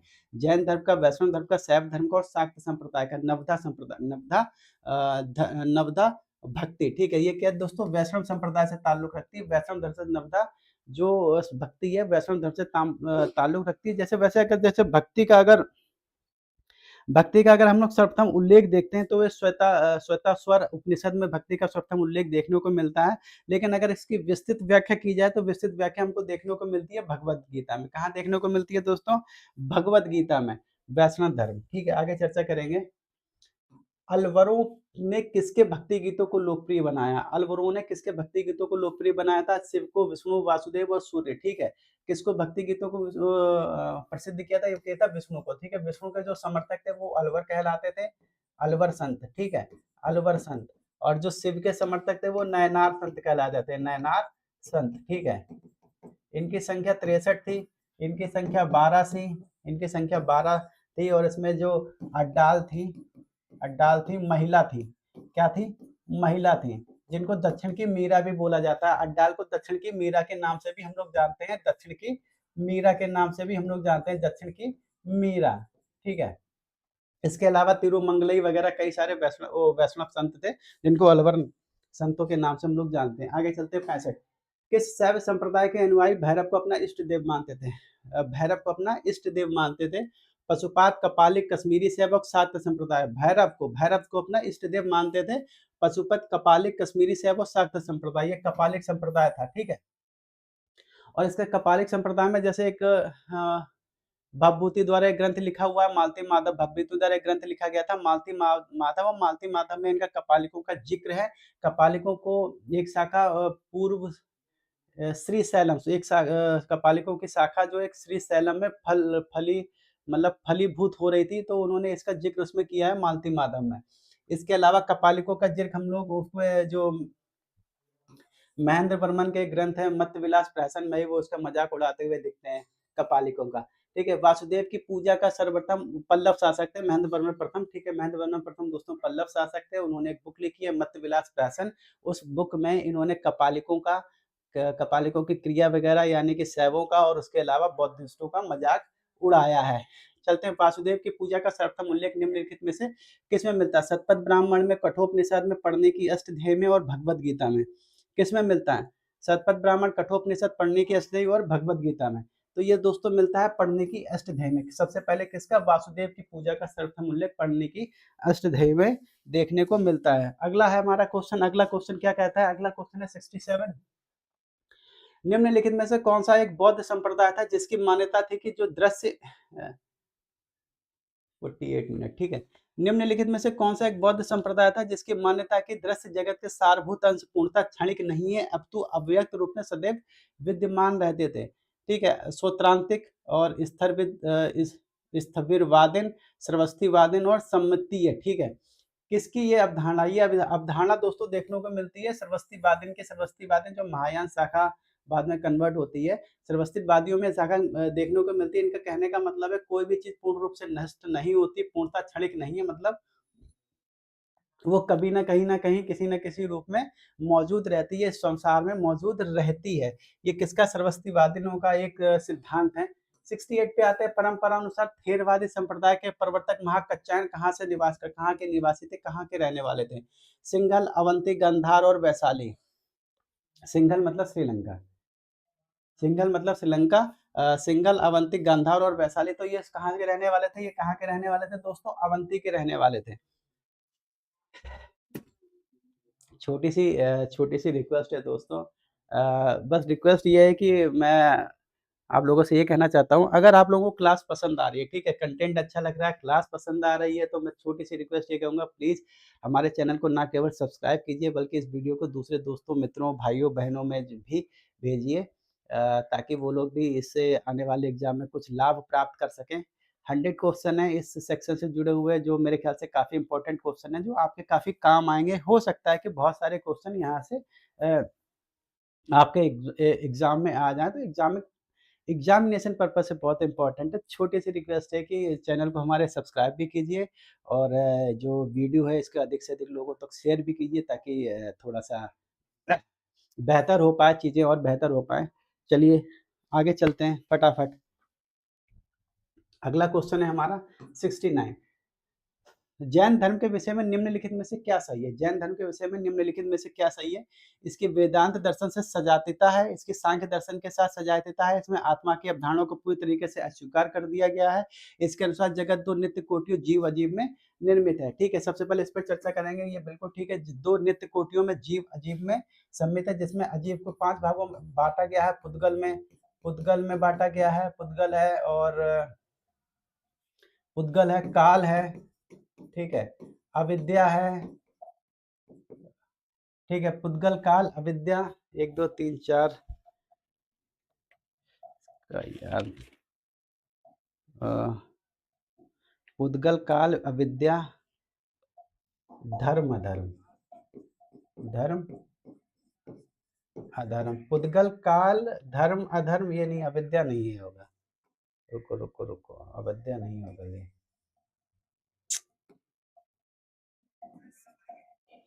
क्या हो गया?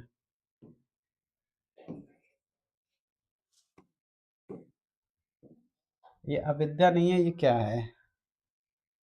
आकाश है, ठीक है। पुद्गल, काल, धर्म, अधर्म और आकाश, ठीक है। तो चौथा ठीक है, और इसकी वेदांत इसकी इसकी इसके सांख्य दर्शन से बहुत सजगता देखने को मिलती है, यानी कि 2 और 4। इसका आंसर होगा डी। 70 है, सलाहका पुरुष की अवधारणा किससे संबंधित है? सलाहका पुरुष के बारे में मैंने अभी इनिशियल स्टेज पे जब क्वेश्चन कराए थे, मैंने वहीं पे इसको कुछ बताया था कि सलाहका पुरुष की अवधारणा किससे संबंधित है? सलाहका पुरुष, ठीक है, सलाहका मीन्स होता है महान, ठीक है, महान पुरुष। तो ये अवधारणा किससे संबंधित है? पशुपात, जैन, बौद्ध और भागवत, ठीक है, ये अवधारणा संबंधित है जैन धर्म से। किससे संबंधित है? जैन धर्म से। दोस्तों लाइक कीजिए, वीडियो को शेयर कीजिए, अधिक से अधिक लोगों तक पहुँचाइए। आप लोगों का काफ़ी सहयोग रहेगा अगर इस प्रकार का, अगर आप उसको चेंज करेंगे, दूसरे लोगों तक उसको ट्रांसफ़र करेंगे, उसको अगर सर्कुलेट करेंगे। नागार्जुन के शून्यवाद का प्रतिपादन किया गया है। नागार्जुन के शून्यवाद का प्रतिपादन किया गया है योगाचार में, व्यावहारिक में, माध्यमिक में और सौत्रांतिक में, ठीक है। तो ये किया गया है माध्यमिक में, ठीक है। माध्यमिक को हम लोग शून्यवाद के नाम से भी जानते हैं, ठीक है, शून्यवाद, ठीक है। वृष्णि वंश के पंचवीरों से सांब किसके पुत्र थे? वृष्णि वंश के पंचवीरों में सांब किसके पुत्र थे? रोहिणी के, रुक्मणी के, जामवंती के, देवकी थे। रोहिणी, रुक्मणी, जामवंती और देवकी किसके पुत्र थे? ये पुत्र थे जामवंती के, ठीक है। किसके पुत्र थे? जामवंती के। जामवंती किसकी पुत्री थी? जामवंती पुत्री थी जाम की, ठीक है। धर्मेंद्र कुमार सिंह, ठीक है, जामवती, जामवती, ठीक, कृष्ण की पत्नी थी ये। आगे चर्चा करेंगे हम लोग। अष्टांग मार्ग की अवधारणा किसका विषय है? अष्टांग मार्ग की अवधारणा, बिल्कुल ठीक है। अष्टांग मार्ग की अवधारणा किसका विषय है? धर्मचक्र, परिवर्तन सूत्र, दिव्य वेदांत, दीपवंश और महापरिनिर्वाण सूत्र, किसकी संकल्पना? सी, ठीक है। धर्मचक्र, अष्टांग मार्ग की अवधारणा किसका अष्टांग मार्ग की अवधारणा 73। अष्टांग मार्ग की अवधारणा किसका वो है? ठीक, देखिए जो धर्मेंद्र, अगर आप आंसर लिख रहे हैं तो छोटी सी रिक्वेस्ट ये है कि आप जो जो क्वेश्चन है उस क्वेश्चन का नंबर जरूर लिख दीजिएगा, क्योंकि मैंने बार बार बोलता हूँ, जब आप नेट पे हम लोग पढ़ाते हैं तो क्या है ना कि थोड़ा सा रेट रिस्पॉन्स होता है, मतलब आपका जो आंसर काफ़ी लेट आता है। आपका आंसर ठीक आता है, मतलब यहाँ पे लेट आता है। तो इसका आंसर है महाधर्म चक्र परिवर्तन सूत्र। क्या है? धर्म चक्र परिवर्तन सूत्र। इसका आंसर होगा दोस्तों 73 का ए। अगले चर्चा पे चलते हैं। 74 ब्राह्मण निम्नलिखित में से यज्ञ एवं यक्षिणियों की पूजा में विश्वास था। ये यक्ष होगा ये, ठीक है, यज्ञ नहीं होगा, यक्ष होगा, ठीक है। यक्ष यक्षिणियों की पूजा में विश्वास था। ब्राह्मण धर्म में, कालामुख संप्रदाय में, बौद्ध धर्म में और जैन धर्म में, ठीक है। यक्ष और यक्षिणियों की पूजा में विश्वास था किसका? 70 प्रियांश 73 का ए, 73 का ए, ठीक है। ब्राह्मण का हो गया, बौद्ध धर्म का हो गया और जैन धर्म का हो गया, ठीक। कालमुख 1 3 4, ठीक। इसका आंसर होगा सी 1 3 4। ब्राह्मण में भी यक्ष यक्षिणियों का। गुरुजी असिस्टेंट प्रोफेसर एग्जाम के, हाँ कैंसिल हो गया। कोई बात नहीं, दोबारा दिया जाएगा। अब क्या कर सकते हैं, कैंसिल हो गया, दोबारा देने का प्रयास किया जाएगा फिर से। पूर्व शैल किसकी शाखा? पूर्व शैल किसकी शाखा? बौद्ध धर्म के स्त्रीवाद संप्रदाय की, बौद्ध धर्म के महासंघिक संप्रदाय की, ठीक है। और 74 का सी, हाँ ठीक है। बौद्ध धर्म के महासंघिक संप्रदाय की, जैन धर्म के श्वेतांबर संप्रदाय की, पूर्व मीमांसों की, 75 का, ठीक है, 75 का। यह है जैन धर्म के श्वेतांबर संप्रदाय, ठीक है, पूर्व शैलों की शाखा, जैन धर्म के श्वेतांबर संप्रदाय। 75 का सी, हाँ 75 का सी, ठीक है। आ जाते हैं 76 पे। इनको हमको मिलाप करना है, फटाफट हम लोग मिलाएंगे और तेजी से मिला। 75 का बी नहीं, 75 का सी है, फटाफट मिलाते हैं। जो चलिए मिला लेते हैं। पद्मधारी किसके हैं? अवलुप्तेश्वर, ठीक है। और वज्रधारी कौन है?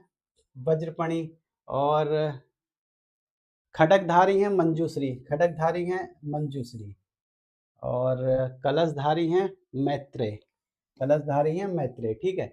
मिला लेते हैं। बी का 1 है, सी का 2 है, बी का 1, बी का 1, सी का 2, बी का 1, सी का 2, डी का 5, ए का 3, ठीक। इसका 76 का आंसर होगा सी, ठीक। आगे चर्चा करते हैं हम लोग। 77 धार्मिक दृष्टि से मथुरा में कंकाली टीला से प्राप्त मूर्तियां। धार्मिक दृष्टि से मथुरा के कंकाली टीले से प्राप्त जो मूर्तियां हैं, वो मूर्तियां किसकी हैं? बौद्ध, जैन और शाक्त और वैष्णव संप्रदाय से जुड़ी हुई हैं। ये संप्रदाय से जुड़ी हुई कंकाली टीला जैन धर्म से जुड़ा हुआ है। मथुरा के कंकाली टीला, ठीक है। जैसे कि मथुरा में मथुरा जैसे बौद्धिज्म का और जैनियों का एक तरीके से गढ़ रहा है किसी समय। सर अफसर रंग है, सही नहीं है।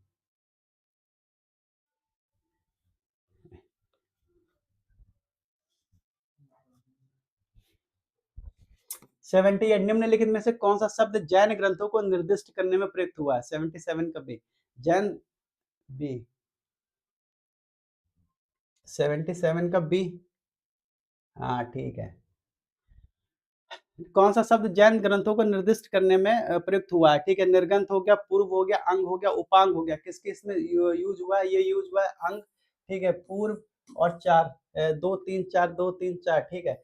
पूर्व को पुब्ब भी बोला जाता है, पुब्ब, ठीक है, पुब्ब, ठीक है। इनके जो ग्रंथ हुआ करते थे उनको पुब्ब भी बोला जाता है। आगे बोलते हैं।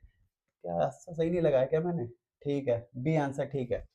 79 है वज्रायन बौद्ध धर्म में बुद्ध बोधिसत्व की संगिनी किसको माना जाता है? वज्रायन बौद्ध संघ में बौद्ध धर्म की संगिनी किसको माना जाता है?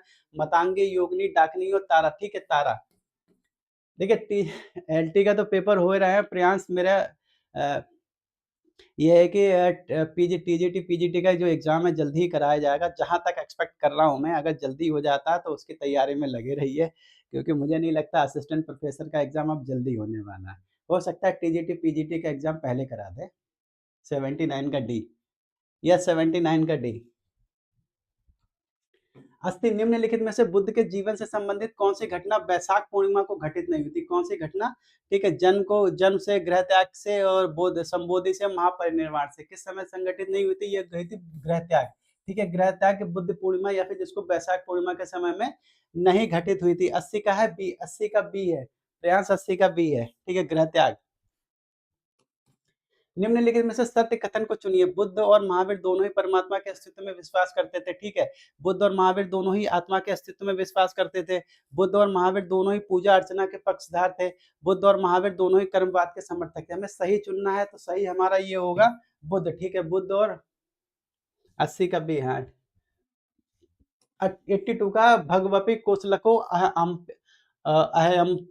उम, क्या है अहमपि कोसलको किस बौद्ध ग्रंथ का उद्धरण है, ठीक है? दीघ निकाय, मध्यम निकाय, खुंदक निकाय, अगुंतर निकाय ये कहा गए थे। जो कौशल नरेश थे प्रसेनजीत ये कही कौशल नरेश जो प्रसेनजीत थे, वो भगवान बुद्ध के मित्र भी थे और उनके शिष्य भी थे। तो उन्होंने भगवान बुद्ध के विषय में ये बात कही थी। किसमें कही थी? ये मध्यम निकाय में, ठीक है? इसके अलावा इन्होंने कहा था अट्ठो अट्ठो 80 और उनके लिए पता नहीं वो भी 80 वर्ष के हैं, मैं भी 80 वर्ष का हूँ, वो भी 80 वर्ष के हैं। 83 निम्नलिखित में से कौन सा ग्रंथ किसकी पुरुष और महिलाओं के बीच 10 प्रकार के सम्मेलन का उल्लेख करता है? किस 10 प्रकार से सम्मेलन का उल्लेख करता है? बौद्धायन धर्म सूत्र, अपस्तम्भ गृह सूत्र, विनय पिटक और वशिष्ठ धर्म सूत्र, ठीक? किसकी उल्लेख करता है? बौद्धायन विनय पिटक की करता है, विनय पिटक, ठीक है? 10 प्रकार से ग्रंथ किसी स्त्री और पुरुष के बीच 10 प्रकार के सम्मेलन का उल्लेख करता है, विनय पिटक में, ठीक? अगला है 44 निम्नलिखित में से कौन दीघ निकाय पर एक टीका है? किसका? दीघ निकाय पर एक टीका है, दीपवंश, ललित विस्तार, नैति प्रकरण और सुमंगल विलासनी, ठीक है? किसका? सुमंगल विलासनी, ललित विस्तार, दीपवंश, नैति प्रकरण 84 का दीघ निकाय पर एक टीका है, दीघ निकाय विनय पिटक का। दीघ निकाय दोस्तों विनय पिटक का एक भाग है, ठीक है? और तो ये है सुमंगल विलासनी, ठीक है? बुद्ध घोष जैसे बुद्ध घोष ने ग्रंथ लिखा था, बुद्ध घोष ने जो टीकाएँ लिखी थी, बुद्ध घोष ने जब चतुर्बोध संगति के बाद जो टीकाएँ लिखी गई थी तो ये दीघ निकाय पे टीका लिखी गई थी सुमंगल विलासनी। इसके अलावा उन्होंने एक और टीका लिखी थी सामांतो पादिका करके एक और टीका थी, तो वो भी दीघ निकाय के ऊपर है सुमंगल विलासनी। आगे है हमारा 85 बौद्ध धर्म के किस निम्नलिखित मत का उद्भव 7वीं शताब्दी ईस्वी में हुआ था? किस मत का जो उल्लेख हुआ? थेरवाद, हीनायन, महायान, वज्रायन, ठीक है? ये शाखा वज्रायन, किसका? वज्रायन हुआ था। अब वज्रायन के बारे में माना जाता है, कहा जाता है कि बौद्ध धर्म का जो मूल था नैतिक आचरण, उसको इन्होंने उससे पदभ्रष्ट कर दिया वज्रायन शाखा के लोगों ने, क्योंकि वज्रायन शाखा के लोगों ने पूजा पाठ और मतलब एक तरीके से जो पंचमाकर की जो चीज़ें थी उसको उसको यूज़ इसमें करने लगे थे ये लोग, वज्रायन शाखा में, ठीक है? बहुत मतलब जो हालाँकि वज्रायन शाखा का जो गढ़ माना जाता है आज की तारीख में तिब्बत, तिब्बत में लगभग वज्रायन शाखा का बहुत बड़ा विस्तार हुआ था और आज भी तिब्बत में उसको उसी रूप में स्वीकार किया गया हुआ माना गया है, ठीक है? निम्नलिखित पदों में से किनका अभिप्राय विभिन्न धर्मावलंबियों साधुओं के आश्रमों से है? ठीक है, आश्रमों से है, ठीक है? विहार, मठ, बसदी और मंडप, ठीक? किसका संबंध है? देखिए विहार, मठ 1, 3, 2, ठीक? इन तीनों का संबंध विहार, बस्ती और मठ से है, ठीक? आवास से संबंधित है, साधुओं के आश्रम से संबंधित है। बस्ती क्या होता है? बस्ती एक तरीके से मठ को ही बोला जाता था कर्नाटका में, दक्षिण भारत में मठों को कहीं-कहीं बस्ती बोला जाता है, तो इसलिए कन्फ्यूज़ मत होइएगा, ये दक्षिण भारत का वर्ड है बस्ती, ठीक? तो क्या है 1, 2, 3 मंडप क्या था? मंडप जो मंदिर बने थे उनको मंदिर मंदिर जो बनते थे उस मंदिर शैली में मंडप उस मंडप एक उसका पार्ट हुआ करता था मंदिरों का। बौद्ध धर्म तथा जैन धर्म में कौन सी समानता नहीं है? दोनों में कौन सा समान नहीं है? अहिंसा, स्त्रियों का संघ में प्रवेश, वैश्य वर्ग का समर्थन, कठोर तप में विश्वास। दोनों में क्या समान नहीं है? समान नहीं है कठोर तप में विश्वास। बुद्ध कठोर तप में बिल्कुल विश्वास नहीं करते थे, वहीं जैनियों में ये व्यवस्था आज भी बनी हुई है कठोर तप की, ठीक? 88 का है निम्न जैन मुनियों को कालाक्रमानुसार रखिए। जैन मुनियों को कालाक्रमानुसार रखना है। पार्श्वनाथ, महावीर, कालकाचार्य और भद्रबाहु, ठीक है? सबसे पहले पार्श्वनाथ हुए थे, फिर महावीर स्वामी हुए थे, फिर भद्रबाहु हुआ, फिर कालकाचार्य। 1 2 4 3 1 2 4 3 1 2 4 3 बी, ठीक? आंसर होगा बी। 89 जैन धर्म के अनुसार जगत के निर्माण में कौन सा तत्व सहयोगी नहीं है? जैन धर्म के अनुसार जगत के निर्माण में कौन सा तत्व सहयोगी नहीं है? आकाश, काल, पुद्गल और अविद्या। कौन सा तत्व इम्पोर्टेंट नहीं है? ये इम्पोर्टेंट नहीं है अविद्या, ठीक है? इसके अलावा काल, इसके अलावा आकाश का पुद्गल, काल, आकाश, धर्म, अधर्म, ठीक है? ठीक है, ये इसके लिए इम्पोर्टेंट है। 98 जैन धर्म आगम किस भाषा में लिखे गए हैं? जैन धर्म आगम किस भाषा में लिखे गए हैं दोस्तों? पाली, प्राकृत, मगधी और अवधी, ठीक है? ये लिखे गए हैं प्राकृत भाषा में, शुरू में ही बता दिया था। और जो बुद्धिस्ट जो भाषा है उसमें उसका इस्तेमाल किया गया पाली भाषा का। यापनीय संघ किससे संबंधित है? जैन से, बौद्ध से, वैष्णव से, शैव से। यापनीय जो धर्म यापनीय धर्म मतलब यापनी एक शाखा है एक धर्म की, वो किस धर्म से संबंधित है, ठीक है? जैन धर्म से, बौद्ध धर्म से, वैष्णव से, शैव से, ये धर्म संबंधित है जैन धर्म से। किससे? 91 का ए जैन धर्म से संबंधित है, 91 का ए, ठीक। आगे चर्चा हम लोग करेंगे 92 का, बुद्ध कालीन अभिलेख किस भाषा में लिखे गए हैं? प्राकृत, पाली, हिंदू और आरामाइक, ठीक है। ये लिखे गए हैं पाली भाषा में। किसमें लिखे गए हैं? पाली भाषा में। निम्नलिखित को क्रम के अनुसार लिखिए। ये हम लोग पहले ही कर चुके हैं, ठीक है। महावीर, पार्श्वनाथ, बुद्ध और भद्रभाव। तो पार्श्वनाथ पहले है, फिर महावीर स्वामी, फिर बुद्ध, यानी कि 2 1 3 4, 2 1 3 4, 93 का ए, 93 का ए। निम्न में से भागवत धर्म में अवतार की कौन सी अवधारणा सही नहीं है? भागवत धर्म की बात हो रही है, आपकी कौन सी अवतारवाद की कौन सी धारणा सही नहीं है? तो ये धारणा सही नहीं है, पुरुषावतार, ललितावतार, गुणावतार, पुरुषावतार, ललितावतार, गुणावतार और देहावतार।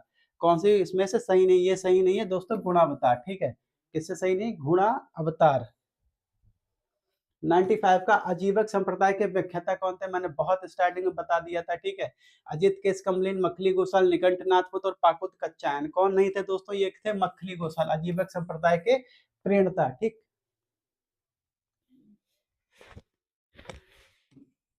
जैन धर्म में संवर का अभिप्राय एक ऐसी अवस्था है। संवर क्या है? एक किस अवस्था को डिनोट करता है, ठीक है।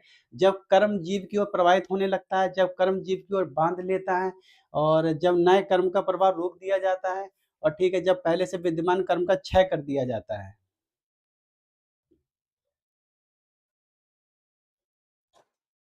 बताइए 96 का।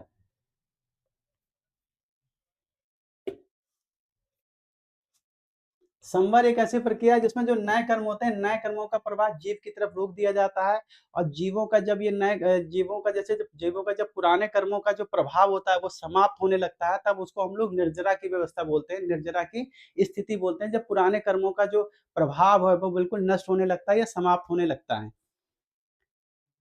देखिए ये सब ये आप लोग ये तो जैसे फिलॉसफी है, देखिए फिलॉसफी है, और अगर वैज्ञानिक स्तर पे जांचने का प्रयास करेंगे तो बिल्कुल इसमें नाकामयाब साबित होंगे हम सभी लोग, क्योंकि ये प्योर मनोविज्ञान है। अगर इसको देखा जाए, जैसे बुद्धिज़्म को अगर हम लोग देखें तो प्योर मनोविज्ञान है, और अगर कहीं और जैनिज़्म को भी हम देखें तो पूरे तरीके से मनोविज्ञान के ऊपर आधारित है। मन की भई सब, मन से ही सब कुछ है, मन से ही हासिल है, मन से ही खोना है, मन से ही पाना है। तो मन ही मन है, मन के अलावा कुछ भी नहीं है। ठीक। 97, जैन धर्म निम्न में से किसमें विश्वास नहीं करता है? ठीक। स्यादवाद में, सप्तभंगिनी है, न्यायवाद में और व्यूहवाद में। किसमें विश्वास नहीं करता? ये विश्वास नहीं करता है व्यूहवाद में। व्यूहवाद की जो संरचना है किसमें मानी जाती है? हिंदू संप्रदाय में मानी जाती है, हिंदू धर्म में मानी जाती है। 98 है, जैन धर्म के कर्म परमाणु के पूर्ण विनाश को सूचित करने वाली स्थिति को क्या बोला जाता है? अजीव, आस्त्रव, जीव और निर्जरा। अभी मैंने कुछ देर पहले ही बताई है, निर्जरा, ठीक है। इस स्थिति को निर्जला बोला जाता है, निर्जरा बोला जाता है। वो फिल्म नहीं देखी थी आप लोगों ने, तेरे नाम? तेरे नाम जो मूवी आई थी, ठीक है। तेरे नाम जो मूवी आई थी जिसमें पगला जाते हैं सलमान खान, जिस कन्या के पीछे पगला जाते हैं उस कन्या का नाम निर्जरा होता है। क्या होता है दोस्तों? निर्जरा होता है। तो चीजें कहीं ना कहीं फिल्मों से भी हम लोगों को बहुत कुछ सीखने को मिलता है। डिपेंड करता है आप सीखते क्या हैं। चलिए आगे चर्चा करते हैं 99। तृतीय बौद्ध संगति की अध्यक्षता किसने की थी? अश्वघोष, महाकश्यप, मोगलीपुत्र और वसुमित्र। तृतीय बौद्ध संगति की अध्यक्षता किसने की थी? ये की थी किसने की थी? मोगलीपुत्र ने। किसके समय में हुई थी? चंद्रगुप्त, सॉरी, अशोक के शासनकाल में। कहाँ हुई थी? पाटलिपुत्र में। 100 क्वेश्चन है। जैनों के अनुसार निम्नलिखित में से कौन सा एक बहुदेश व्यापी अस्तिकाय द्रव्य अपवाद है? जीव, पुद्गल, आकाश और काल। मतलब जो इनके जो हिस्से थे, जैसे जीव अजीव, दो हिस्से थे इनके फिलॉसफी में, जीव अजीव, और अजीब को बांटा गया था 5 हिस्सों में। क्या थे? जीव थे प्लस अजीब थे, ठीक। जीव और अजीब, अजीब को बांटा गया है 5 हिस्सों में। 5 हिस्से कौन थे दोस्तों? पुद्गल, पुद्गल धर्म, पुद्गल धर्म, अधर्म, काल और आकाश। ये इसके 5 हिस्से थे। ऊपर को कुल मिला के थे 6 हिस्से, ठीक। और 2 2 4 1 5, इसमें से कौन सा हिस्सा जिसको बहुदेश व्यापी अस्तिकाय द्रव्य माना गया है? ये माना गया है दोस्तों काल को। किसको माना गया है? काल को।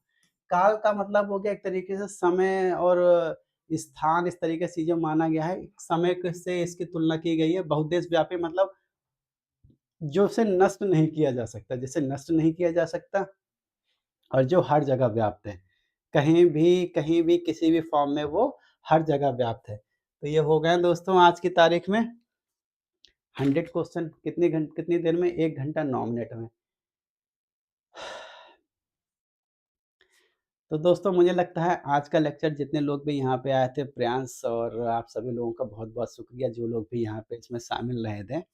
हालाँकि काफ़ी लोग नहीं आ पाते हैं चूँकि शायद एलटी-वेल्टी के एग्ज़ाम चल रहे हैं मेरे ख़्याल से होने वाला होगा शायद 17 तारीख को मेरे ख़्याल से एलटी का एग्ज़ाम है।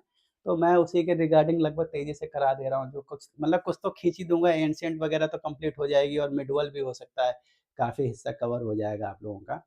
तो उम्मीद करता हूँ आप लोग आएँगे तो 1 डेढ़ घंटा 2 लगभग आज एक शाम को भी क्लास थी लेकिन वो किसी वजह से पोस्टपोन करनी पड़ी थी। तो नहीं तो कल 2 क्लास होंगी, एक 6 बजे से क्लास होगी, एक 10 बजे से क्लास होगी, ठीक है? तो हम लोग कम से कम एंशिएंट हिस्ट्री को बहुत अच्छे ढंग से कवर कर लेंगे। जो 100 क्वेश्चन यहाँ से किए गए हैं, उम्मीद करता हूँ इसी में से आपको कुछ ना कुछ अच्छा मिल जाएगा। इसके अलावा बेसिक जो क्वेश्चन्स है उसका नॉलेज आप लोगों को बहुत अच्छे ढंग से होगा, बहुत बेहतर ढंग से होगा। मुझे नहीं लगता उसमें आप लोगों को एबीसीडी कुछ पढ़ाने की आवश्यकता है, ठीक? और उम्मीद करता हूँ आप लोग यार थोड़ा-सा रेगुलर आया करें। जैसे मैं खुद ही रेगुलर नहीं रहता हूँ, लेकिन इस चीज़ की रिक्वेस्ट करते हुए मुझको अजीब लग रहा है क्योंकि मैं खुद ही रेगुलर नहीं रहता हूँ। ठीक। और लेकिन फ़िलहाल कोई बात नहीं, अगर आप लोग आज आप लोग आए तो उसका बहुत-बहुत उसके लिए तो मैं बहुत-बहुत आप लोगों का आभारी हूँ और शुक्रिया अदा करता हूँ कि आप लोग आज आए और हमारी क्लास में पार्टिसिपेट किया। कुछ ही देर सही लेकिन पार्टिसिपेट तो किया। लेकिन अगर आप लोग पूरी क्लास को देखेंगे आप लोगों को उसका आनंद मिलेगा, आप लोगों को उसको लाभ मिलेगा और डेफ़िनेटली आप लोग इससे कुछ लाभान्वित होंगे। ठीक। इसके अलावा मेरा बस यही है कि आप लोग पढ़ते रहिए, ध्यान दीजिए, फ़ोकस कीजिए और हमको तो दोबारा एग्ज़ाम देना है, ठीक है, असिस्टेंट प्रोफ़ेसर का।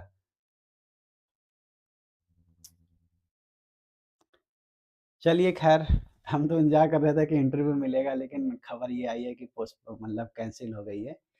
उसको दोबारा से कराया जाएगा। ख़ैर कोई बात नहीं, ये चिंता का विषय तो था ही लेकिन अब वो हमारे हाथ में कुछ नहीं है। हम लोग बस ये कर सकते हैं कि नया प्रयास फिर से प्रयास किया जाएगा और अच्छे इस बार कोशिश करेंगे कि और बेहतर तरीके से कर पाएँ, ठीक? क्या है ना उम्मीदें उम्मीदें जब टूटती हैं ना बड़ा अच्छा नहीं लगता है, चीज़ें बहुत तेज़ी से बिगड़ने लगती हैं।